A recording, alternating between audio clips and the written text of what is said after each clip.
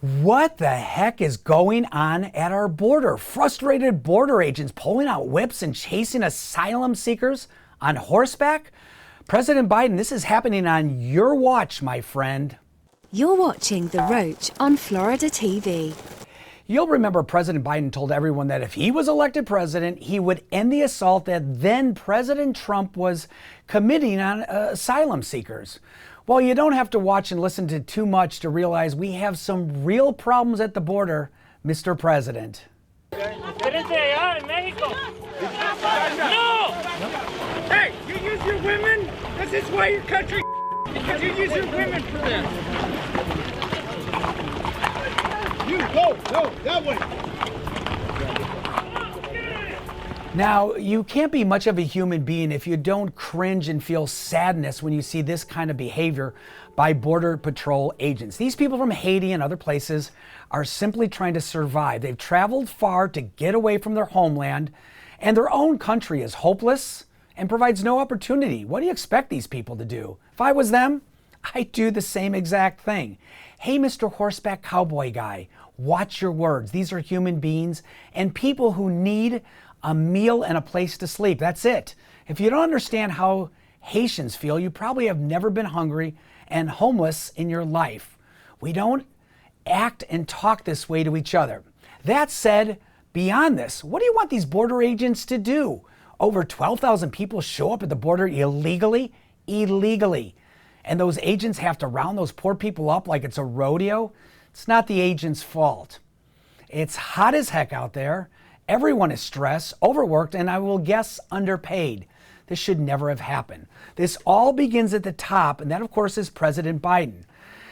You can't yell at a former president, Donald Trump, for locking people up in so-called cages and then not blame Biden for guys on horseback whipping and threatening asylum seekers. What the heck is the difference? Of course, nothing. Let's all be honest with each other.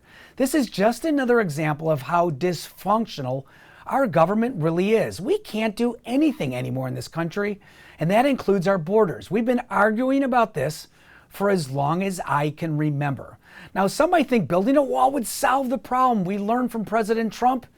That's not the case. The president said he would build the entire wall during his presidency. He only finished about 60 miles of it, some of which fell down because of high winds. Other parts are washing away daily due to flash floods. You'll remember he said the wall was impenetrable. Not to mention, asylum seekers can now get over that wall with a $5 homemade ladder. There are tons of videos showing Mexicans and others simply just going over the top of it. It does not work. It's a waste of money. Not to mention, everyone said Mexico would pay for it. They didn't. So I don't think this is hard to solve. I really don't. I think we can all agree, or most of us can agree, that we need to get the border organized. We need to know who's coming and going in and out of the country. That is clearly not safe on so many levels to just have people entering and leaving randomly. So we take in over about 1 million people a year, and most of these people are just seeking a new home in our country. People that want to come to the United States and become a citizen. They want to be productive. They're good people. So what is the number that we can all agree on that we can allow in each year? Is it 2 million people? Is it 3 million people? Why don't we all decide as a group collectively and stick with that number? Let's use security and surveillance and high tech to guard the border after that. You mean we're going to have self-driving cars and trucks, but we can't figure out how to do high tech at the border?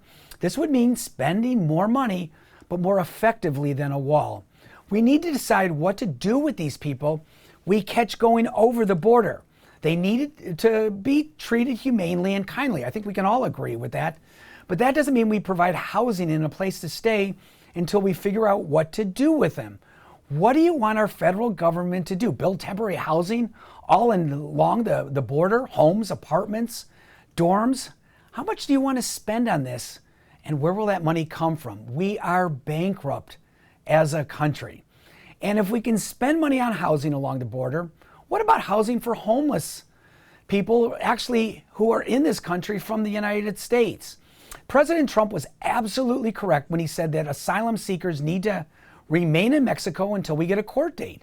Then President Biden finally came along and agreed with this. Now, once you figure out these few things, you need to announce to the world we are serious about border control, and don't come over unless you have authorization.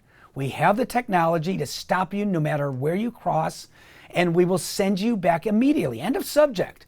There will always be situations where tragic things like an earthquake or governments collapse where we have to make exceptions, and be ready for that. Have a plan. And then we will all have to be on the same page and agree to that. But that doesn't mean people get to run across the border and agents have to chase them down.